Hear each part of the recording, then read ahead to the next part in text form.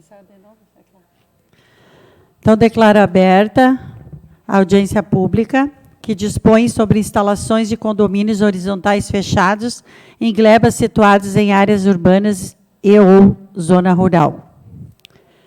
Projeto de lei número 2660, de 7 de outubro de 2020, que dispõe sobre instalações e condomínios horizontais fechados em glebas situadas em áreas urbanas e ou zona rural e da outras providências. Capítulo 1º, das disposições preliminares. Artigo 1º.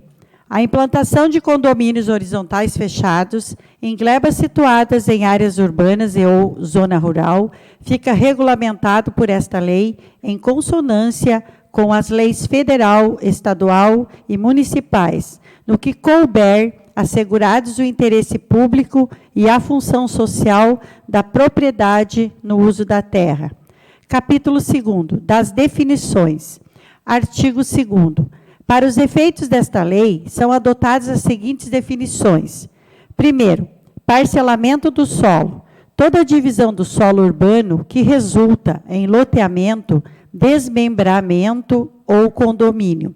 Segundo, condomínio. É um tipo de organização habitacional em que diversas casas numa vizinhança cercam e fecham o terreno à sua volta, existindo um domínio de mais de uma pessoa simultaneamente de um determinado bem ou partes de um bem.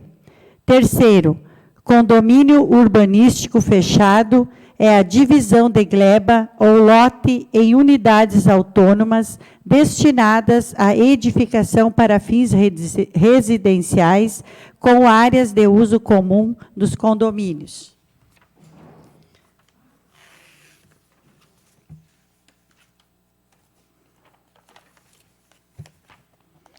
Quarto, condomínio conjugado à edificação é a divisão de gleba ou lote em unidades autônomas em que a construção das edificações é feita pelo empreendedor concomitantemente à implantação de obras de urbanização. Quinto, áreas destinadas ao uso comum dos condôminos são aqueles referentes ao sistema viário interno e às demais áreas de uso comum internas aos condomínios não caracterizados como unidades autônomas. Sexto, áreas destinadas ao uso público são aqueles referentes ao sistema viário, à implantação de equipamentos comunitários e espaços livres de uso público. Sétimo, faixa não edificável é a limitação do direito de propriedade que veda a edificação na faixa estabelecida. Oitavo, área rural é a área do município excluídas as áreas urbanas ou urbanizáveis. Nono, descaracterização de imóvel rural. Ocorre quando o imóvel rural perde sua destinação agropecuária. Décimo, área urbana é a área destinada à edificação de prédios e equipamentos urbanos especificadas em lei municipal. 11º, certidão de zoneamento é um documento que esclarece ao requerente se a localização do imóvel é compatível com o empreendimento proposto. 12º, certidão de viabilidade e diretrizes. É um documento expedido pela administração municipal a fim de estabelecer a possibilidade de parcelar o imóvel. 13º, empreendedor, ente público ou privado que promove o empreendimento. 14º, licenciamento ambiental, processo administrativo que resulta ou não na emissão de uma licença ambiental a um empreendedor que se utilizará de recursos naturais que sejam poluidoras ou que possam causar degradação do meio ambiente. Capítulo 3º, dos condomínios e conjuntos habitacionais. Artigo 3º. Os condomínios urbanísticos deverão ser constituídos em consonância com o disposto nesta lei. Parágrafo 1º. Na instituição de condomínios urbanísticos, será observado o limite máximo de 50 mil metros quadrados de área de gleba a ser parcelada. Parágrafo 2º. Serão permitidos condomínios urbanísticos com área superior ao previsto no parágrafo 1º, mediante parecer favorável do órgão ou ente responsável pelo planejamento. Parágrafo 3º. A convenção do condomínio poderá fixar as normas internas quanto às edificações construídas nas unidades autônomas, desde que atendidas as exigências das legislações pertinentes. Artigo 4º. Nos condomínios urbanísticos, é obrigatória a destinação de áreas ao uso comum dos condomínios, constituídas de espaços de circulação e demais áreas de uso comum internas dos condomínios, não caracterizadas como unidades autônomas. Parágrafo 1º. Nos condomínios urbanísticos, é obrigatória, além da destinação de espaços para circulação, a reserva de, no mínimo, 10% da área total da gleba para instalação de espaços destinados ao uso comum dos condôminos para recreação, lazer e esportes. Parágrafo 2º. Não são aceitas no cálculo do percentual de áreas referidas no parágrafo 1º. Primeiro, as áreas de preservação permanente e as faixas não edificáveis. Segundo, as áreas das faixas de servidão ao longo das linhas de transmissão de energia elétrica. Terceiro, passeios, recuos, canteiros centrais e áreas para guaritas. Parágrafo 3º. As áreas previstas no inciso 1º do parágrafo anterior podem ser consideradas no cálculo do percentual de áreas referidas no parágrafo 1º, desde que haja justificado o interesse público de ordem ambiental, sendo computada, para efeito deste cálculo, apenas metade da área objeto de instalação de espaços livres para recreação, lazer e esportes. Parágrafo 4º. A área total exigível como espaços livres de uso comum deverá ter, no mínimo, 50% de sua totalidade situada fora da área de preservação permanente. Artigo 5º. Quando não houver via de acesso ao condomínio urbanístico, esta deverá ser implantada pelo empreendedor simultaneamente à implantação do condomínio, devendo ser pavimentada com solução de drenagem de águas pluviais, rede de energia elétrica e iluminação pública. Artigo 6º. Nos condomínios urbanísticos, as áreas de uso comum destinadas a vias de acesso deverão ter a largura mínima de 9 metros, compreendendo 6 metros para pista de rolamento e 2 passeios de 1,5 metros de quando terminarem em bolsão de retorno. Este terá, no mínimo, 15 metros de diâmetro na pista de rolamento. Artigo 7º. A dimensão externa dos condomínios urbanísticos obedecerá aos seguintes critérios. Primeiro, o menor lado não poderá ter extensão superior a 200 metros. Segundo, o maior lado não poderá ter extensão superior a 400 metros.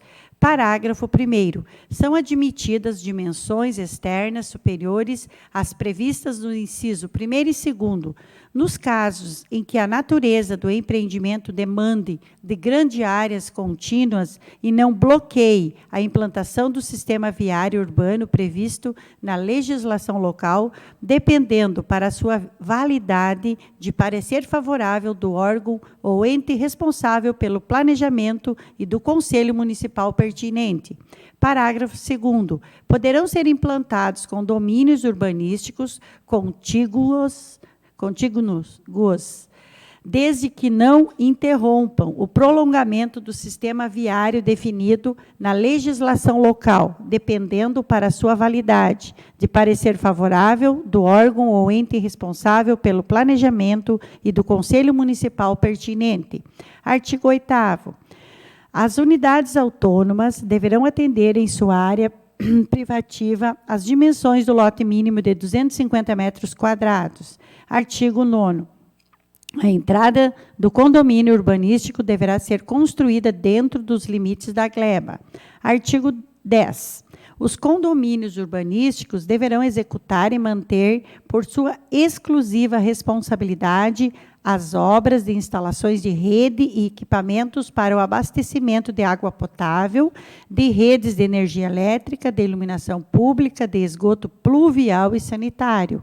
A execução da obra de abertura das vias de comunicação de meio-fio, sarjeta, pavimentação e arborização, bem como a execução das pontes e dos muros necessários, ficando sob exclusiva responsabilidade dos condôminos a manutenção das redes e equipamentos que estiverem situados no interior da área condominial. Parágrafo 1º. O condomínio ou loteamento fechado deverá ter seus limites externos cercados.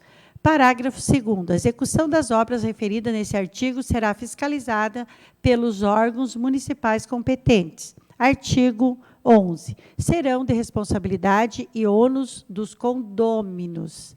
Primeiro, serviços de conservação e manutenção das vias internas, inclusive a sua sinalização. Segundo, serviços de conservação e manutenção das áreas verdes e de lazer internas ao condomínio, bem como das edificações de uso comum. Terceiro, coleta e destinação final dos resíduos produzidos no condomínio. Quarto, serviços de iluminação das áreas comuns. Artigo 12. A entidade representativa dos proprietários deverá garantir a ação livre e desimpedida das autoridades, entidades públicas e concessionárias de serviços responsáveis pela segurança, bem-estar da população e pela infraestrutura dentro dos limites do condomínio urbanísticos. Artigo 13. Concluídas as obras e serviços de infraestrutura, bem como as edificações, o órgão ou setor responsável pelo planejamento e controle urbano, após fiscalização, inclusive das concessionárias de serviços, expedirá a carta de habite-se, conforme determinado na legislação municipal. Artigo 14. As obras relativas às edificações e equipamentos de uso comum poderão ser executadas paralelamente e obras de utilização exclusiva de cada unidade autônoma, não sendo fornecida, no entanto, a carta de habite-se destas sem conclusão daquela. Capítulo 4º. Da macrozona de influência de represas Maia Filho e Passo Real. Artigo 15. Os condomínios residenciais e de lazer situados nas proximidades dos reservatórios artificiais deverão preservar a ZAP, Zona de Proteção Ambiental, correspondendo aos 30 metros cotados a partir da cota máxima normal de operação dos reservatórios para sua regularização. Parágrafo 1º. A cota de desapropriação no entorno do reservatório Maia Filho corresponde à cota na altitude de 280,820 metros, equivalente à cota do nível máximo normal da água acrescido de 1,48 metros. Parágrafo 2º. A cota de desapropriação no entorno do reservatório Passo Real corresponde à cota na altitude de 327,372 metros, equivalente à cota no nível máximo normal da água acrescido de 1 metro. Capítulo 5. Da certidão de viabilidade e diretrizes. Artigo 16. O empreendedor deverá solicitar previamente ao Poder Executivo Municipal a expedição de certidão de viabilidade e diretrizes para a elaboração do projeto urbanístico do condomínio em zona urbana e aprovação do urbanístico da área apresentada. Na certidão de viabilidade e diretrizes constará o deferimento ou indeferimento para a realização do condomínio, Artigo 17. No caso de o condomínio ser em zona rural, além da certidão de viabilidade, o empreendedor deverá solicitar a certidão de zoneamento à municipalidade, atestando a descaracterização de imóvel rural, que ocorrerá quando o imóvel rural perde sua característica agropecuária. Artigo 18. A definição das diretrizes para a elaboração do projeto urbanístico deve ser realizada considerando-se as condições internas da gleba e das suas relações com o entorno e com o restante da área urbana. Parágrafo único. As relações referidas ao caput desse devem compreender, no mínimo, primeiro, a observância ao disposto no artigo 16 desta lei. Segundo, a localização das áreas destinadas à implantação de equipamentos de uso comum. Artigo 19. A solicitação de expedição de certidão de zoneamento deverá ser solicitada ao chefe do executivo, que deverá conter atestado de descaracterização de imóvel rural, que ocorrerá quando o imóvel rural perde sua característica agropecuária, devidamente elaborado pelo proprietário do imóvel.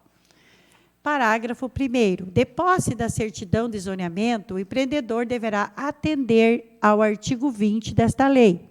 Parágrafo 2º. A expedição da certidão de zoneamento ocorrerá no prazo de 30 dias, a contar da data de solicitação ao chefe do executivo.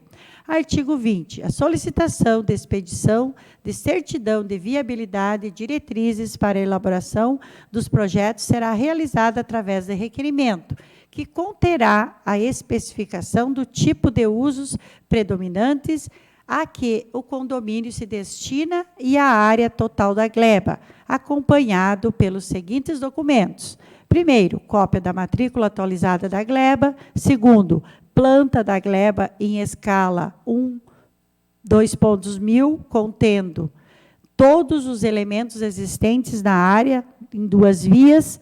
Terceiro, declaração do órgão responsável que é viável o abastecimento de energia elétrica no local. Terceiro, quarto ali, Felipe. Já. Tá. Quarto, declaração do órgão responsável que é viável o abastecimento de água potável no local. Parágrafo 1º. Se a área onde será instituído o condomínio urbanístico constituir parte de gleba maior, deverá ser apresentada também planta de situação da área em relação à totalidade do imóvel. Parágrafo 2º. Além da versão impressa, deverá ser entregue arquivo digital georreferenciado da planta referente ao inciso 2º.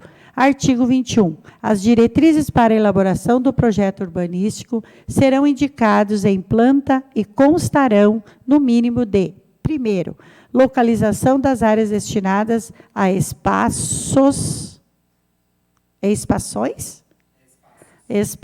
de uso público. Segundo, localização e dimensionamento das áreas de preservação permanente que se localizarem na gleba.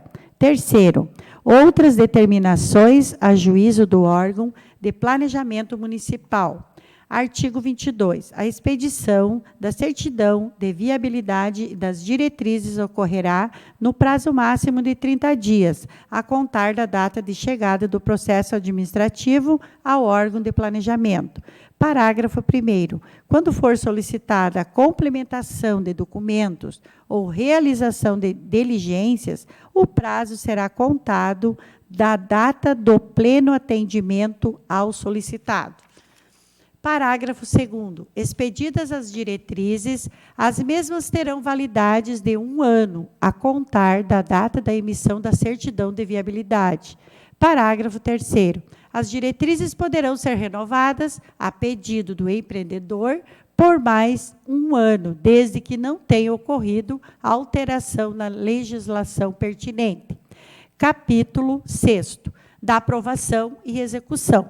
Artigo 23. Os procedimentos administrativos para aprovação e execução dos projetos de condomínios urbanísticos compreenderão as seguintes etapas. Primeiro, expedição de certidão de viabilidade e diretrizes para a elaboração dos projetos em zona urbana. Segundo, caso o imóvel seja rural, deverá ser expedido certidão de zoneamento pela municipalidade de forma a atestar a descaracterização de imóvel rural nos termos da Instrução Normativa 82/2020 do Instituto Nacional de Colonização e Reforma Agrária do INCRA.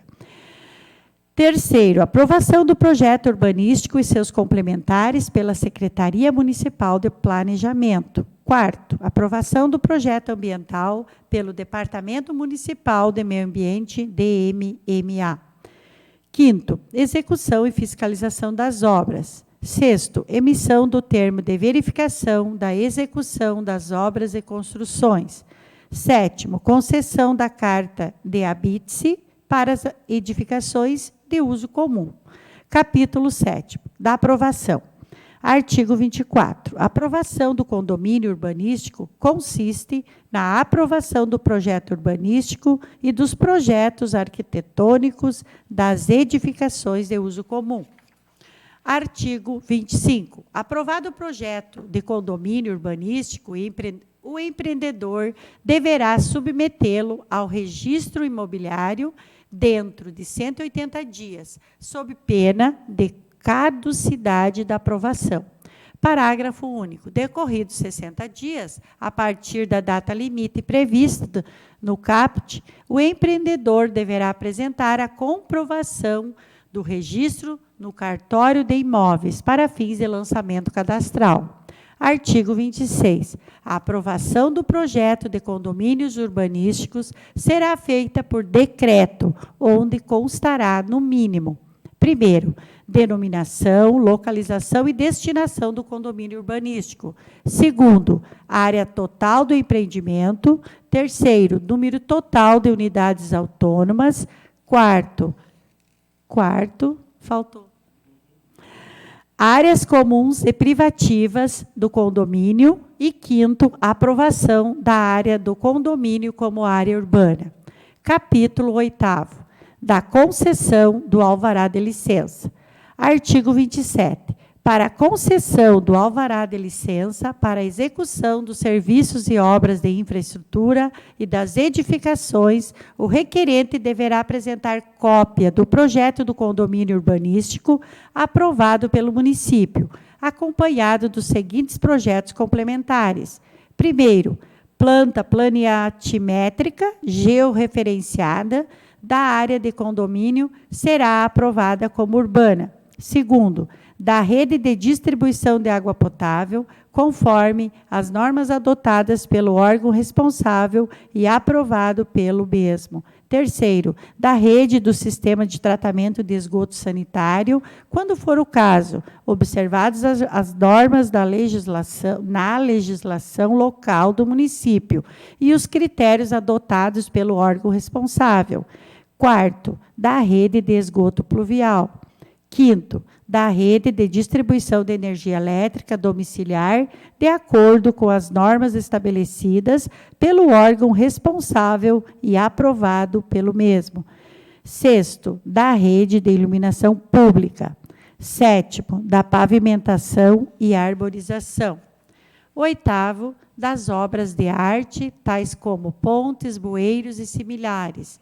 Nono, memorial descritivos com a descrição das unidades autônomas, das áreas de uso comum, das áreas não edificantes, áreas total do terreno e remanescentes, se houver. Décimo, anotação de responsabilidade técnica, ART, referente ao projeto urbanístico, registradas nos respectivos conselhos profissionais. Parágrafo 1º. Quaisquer outras obras e serviços que venham a ser realizadas devem ter seus projetos submetidos à aprovação da municipalidade.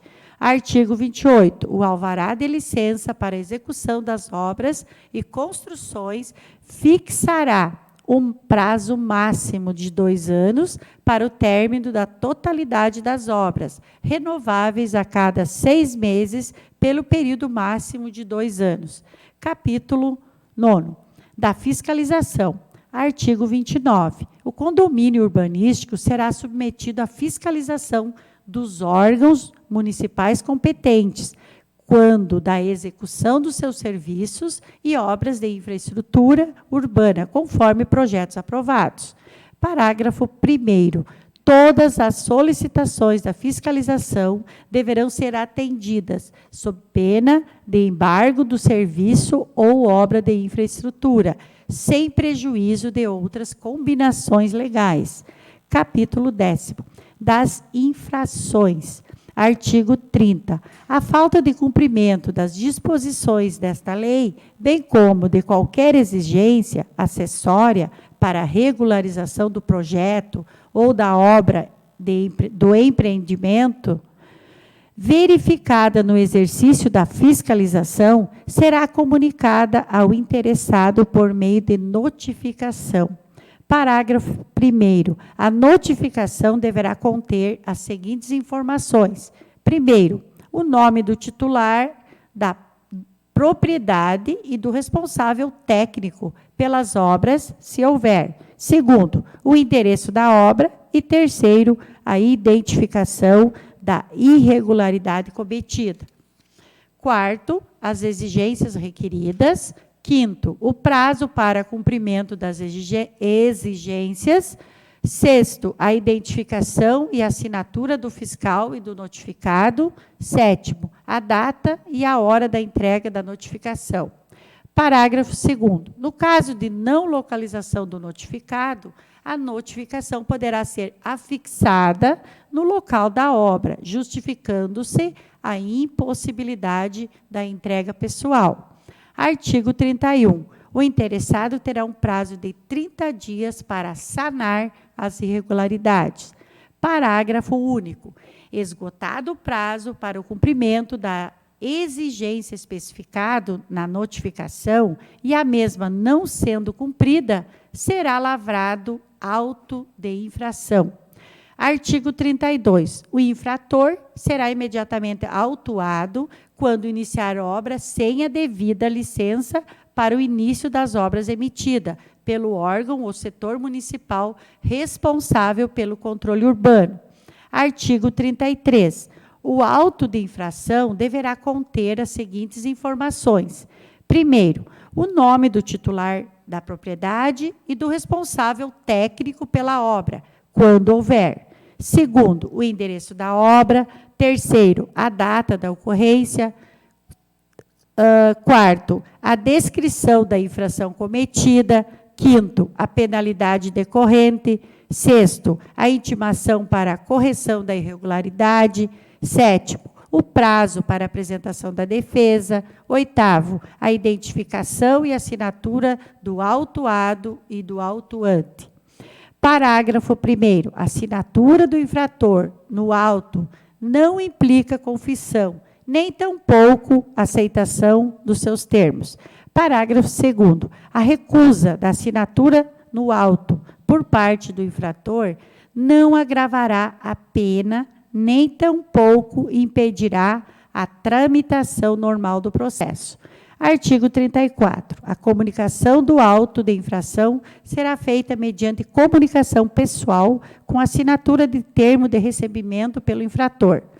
Parágrafo único. Na impossibilidade da comunicação pessoal, poderá ser adotada uma das alternativas para comunicar-se com o infrator. Primeiro, a fixação de notícia no local da obra. Segundo, carta registrada enviada ao interessado com aviso de recepção ou não. Terceiro, a fixação no mural de publicações na sede da Prefeitura Municipal. Artigo 35. O autuado terá o prazo de 15 dias para apresentar defesa contra a autuação, contados a partir do primeiro dia seguinte da data do recebimento do auto de infração. Parágrafo 1º. A defesa será feita por meio de petição, onde o interessado alegará, de uma só vez, toda a matéria que entender útil, juntando os documentos comprobatórios das razões apresentadas, mencionando obrigatoriamente. Primeiro, os motivos de fato e de direito em que se fundamenta. Segundo, o objetivo visado em sua defesa. Terceiro, as diligências que o interessado pretende que sejam efetuadas, desde que justificadas as suas razões. Parágrafo 2º. A autoridade administrativa determinará, de ofício ou a requerimento do interessado, a realização das diligências que entender necessárias, fixando-se o prazo e indefinirá as consideradas prescindíveis, impraticáveis ou proletatórias. Parágrafo 3º. Se entender necessário, a autoridade julgadora poderá determinar a realização de diligência para esclarecer questão duvidosa, bem como solicitar o parecer da Procuradoria-Geral do município. Parágrafo 4º. Preparado o processo para a decisão, a autoridade administrativa prolatará despacho no prazo máximo de 15 dias, resolvendo todas as questões debatidas e pronunciando a procedência ou improcedência da impugnação. Artigo 36. O autuado será notificado da decisão através de afixação ao mural de publicações na sede da Prefeitura Municipal. Artigo 37. Será dada oportunidade ao autuado de recorrer da decisão ao prefeito municipal, desde que o faça em um prazo de 5 dias, contados do primeiro dia seguinte da data da comunicação do auto de infração.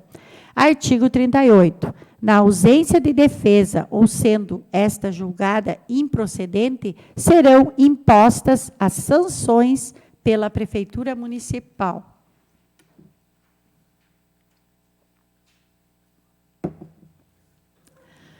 Capítulo 11º, das sanções.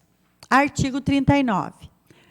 O exercício do poder de polícia serão aplicados pelo órgão ou setor municipal competente, através de ato administrativo, nos casos de violação das disposições desta lei.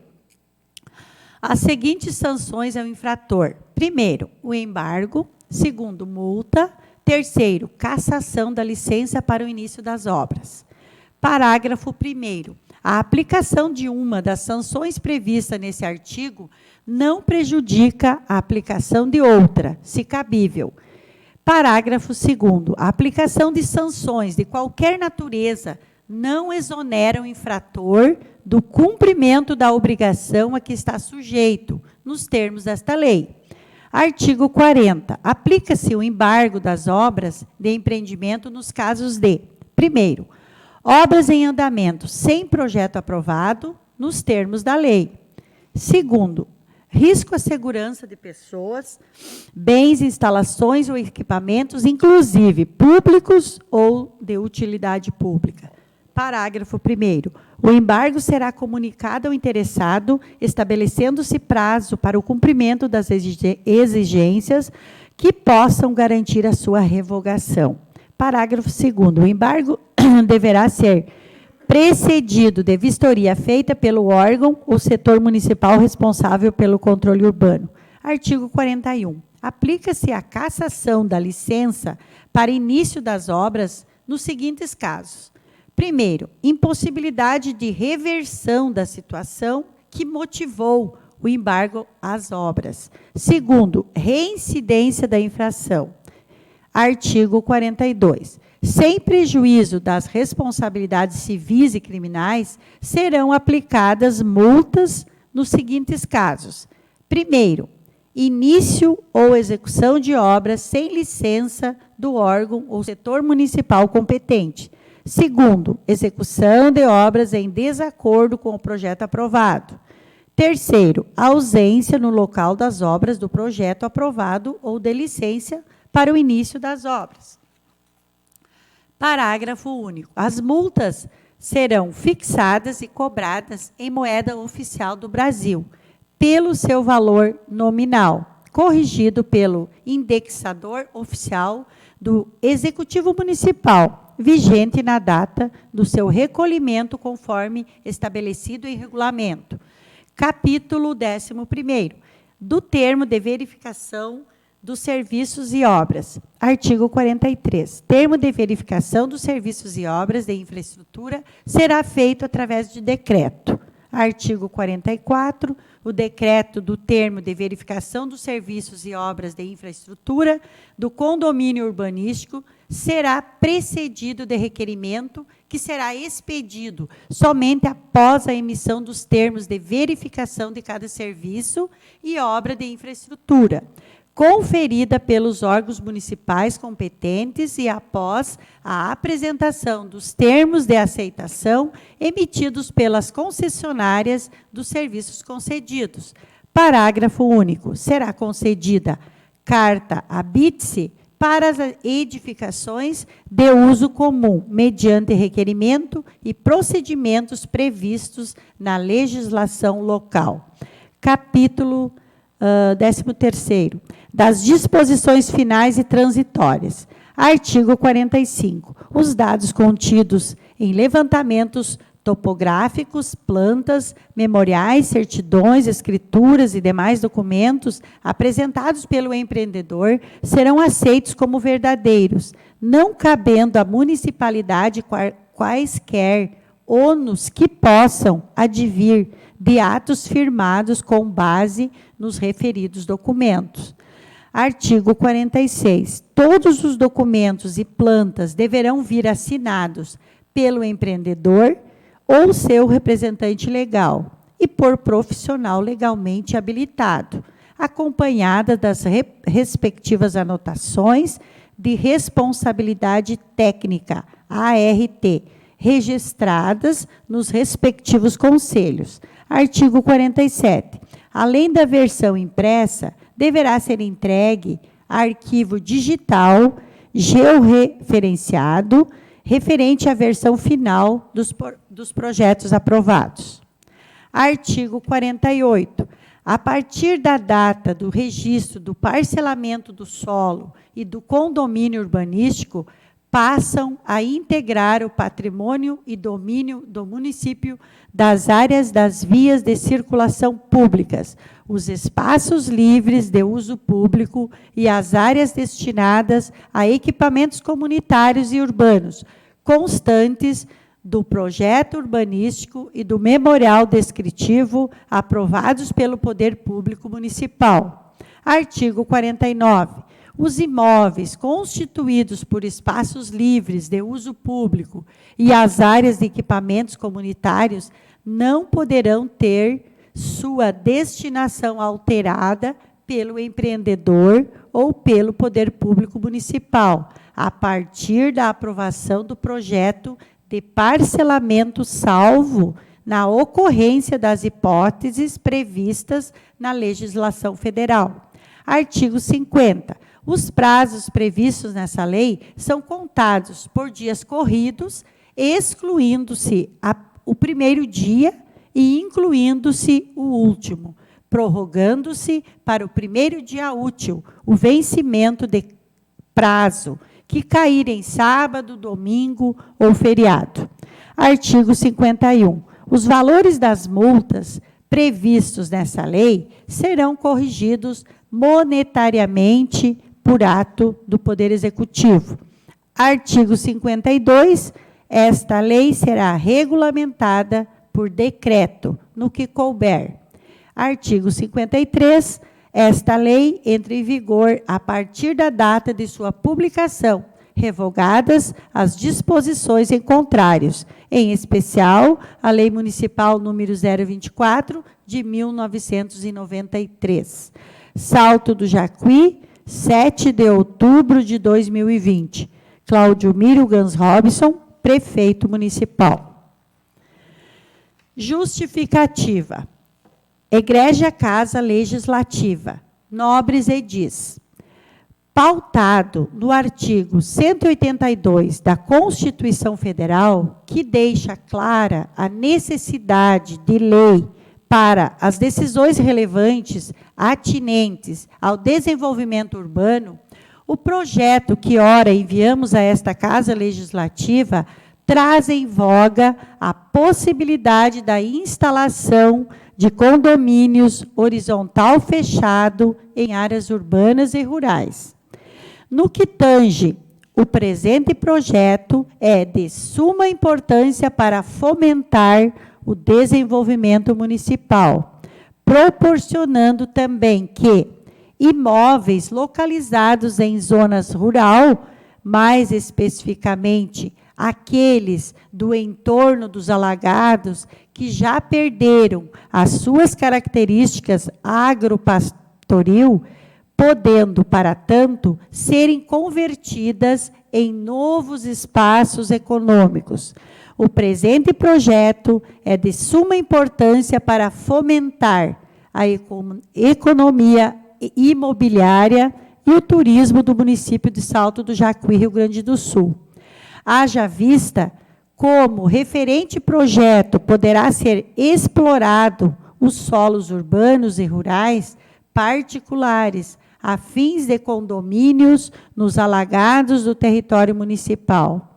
Mediante o que for exposto, solicitamos a atenção dos nobres edis para apreciação e deliberação positiva da matéria apresentada nesse projeto de lei. Salto do Jacuí, 7 de outubro de 2020. Cláudio Mírio Gans Robson, prefeito municipal.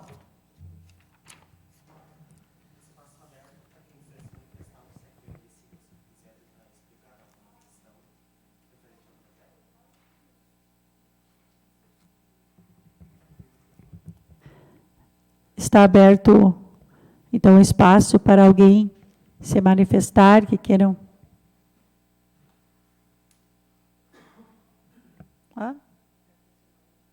Tô.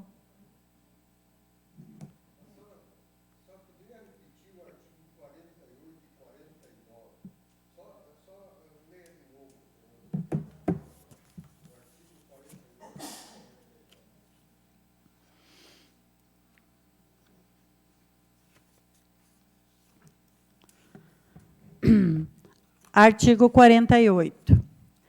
A partir da data do registro do parcelamento do solo e do condomínio urbanístico, passam a integrar o patrimônio e domínio do município as áreas das vias de circulação públicas, os espaços livres de uso público e as áreas destinadas a equipamentos comunitários e urbanos, constantes do projeto urbanístico e do memorial descritivo, aprovados pelo Poder Público Municipal. 49 também? Artigo 49. Os imóveis constituídos por espaços livres de uso público e as áreas de equipamentos comunitários não poderão ter sua destinação alterada pelo empreendedor ou pelo poder público, a partir da aprovação do projeto de parcelamento, salvo na ocorrência das hipóteses previstas na legislação federal.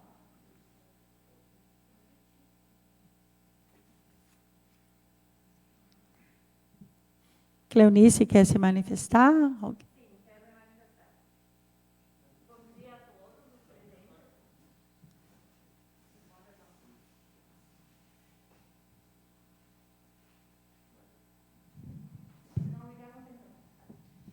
Bom dia a todos os presentes. Me chamo Cleonice Freire e hoje sou licenciadora do Departamento Municipal do Meio Ambiente do município. Nós trabalhamos arduamente na reformulação desse projeto de lei e, infelizmente, eu e a Fernanda, que ela é arquiteta da prefeitura, a gente acabou detectando que a legislação veio sem as nossas alterações, né, Fernanda? Então, eu pergunto à senhora, né, que é a presidente dessa nobre casa, o que agora, essa lei ela não vai ser aprovada agora, né? Ela só está em audiência pública para ser debatida, correto? Sim. Tá. Após esse ato, ela vai voltar Ao executivo, né? Ao pessoal lá de cima que elabora as leis. A gente pode refazer as alterações e mandar de novo? Ah,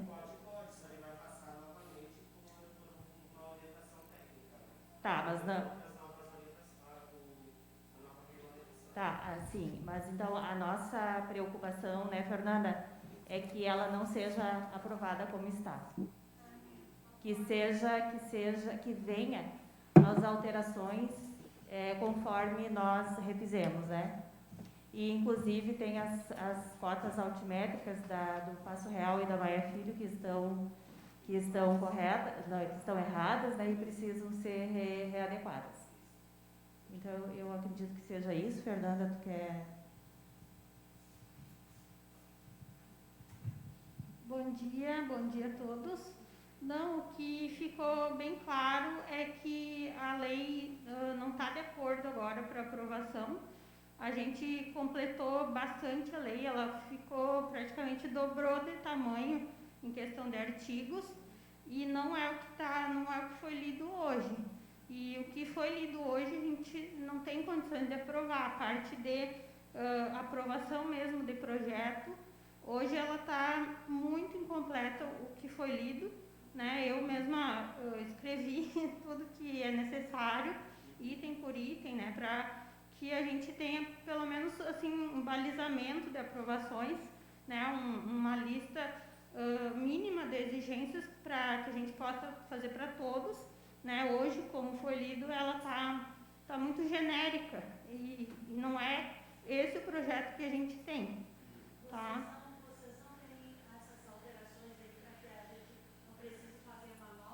Eu tenho no celular, se for preciso imprimir, a gente imprime.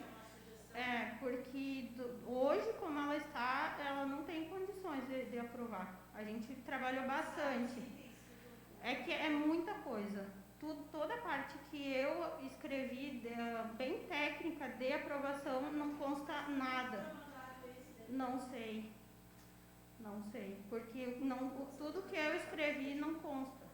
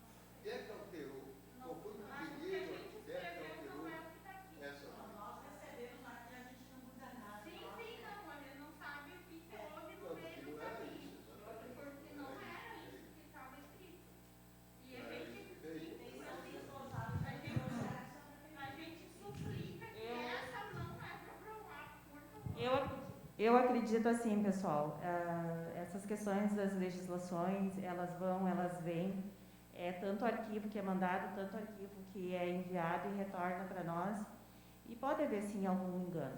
Só que essa não é a legislação a qual nós trabalhamos arduamente, assim, dia e noite sem parar. A Fernanda tem a legislação ali no celular dela, a gente pode imprimir, eu não sei se é possível ler essa e depois mandar para cá. Assim, ó, o que eu sugeri, se é cabível, assim, ó, porque assim, ó, independente do que aí, há de se convir também que o projeto está dormindo na casa todo esse tempo aí, né, e o pessoal está ansioso, nos cobra a Câmara de Vereadores para isso, e cobra vocês também, né? Então, aqui, mais uma vez, o ato falho não é aí. A questão que eu sugiro aqui, tá? Aprova-se essa audiência aqui com uma ressalva, Tá? E vocês fazem a correção, tu entende? Tá? Não, assim, ó, aí o que eu digo? Faz isso, entende? O projeto não foi à votação, ele está baixado na casa. O que vocês fazem? Você faz uma ratificação regularizando isso aí, um anexo, e nós anexamos junto ao projeto e pode ser votado semana que vem. Ele não tem, dentro, até onde eu entendo, se pode ser isso. Ou vai ter que ser feita uma nova audiência. Mas é que assim, ó, aí não dá para colocar.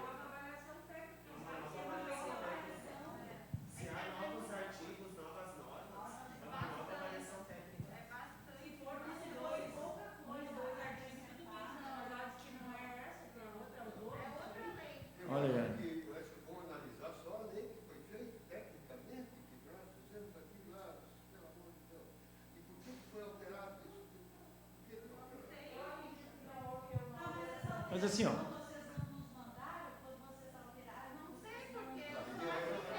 Não. Tá, só para mim concluir assim, ó. Então eu sugiro que vocês, né, amanhã, se encontrem com o pessoal do jurídico ali em cima, do pessoal lá, tu entende? E tem como fazer, tu entende? Então assim, ó, cara, assim, ó, eu sempre digo assim, o município hoje está mais atrapalhando do que ajudando, entende? Então, eu acho que tem como fazer isso.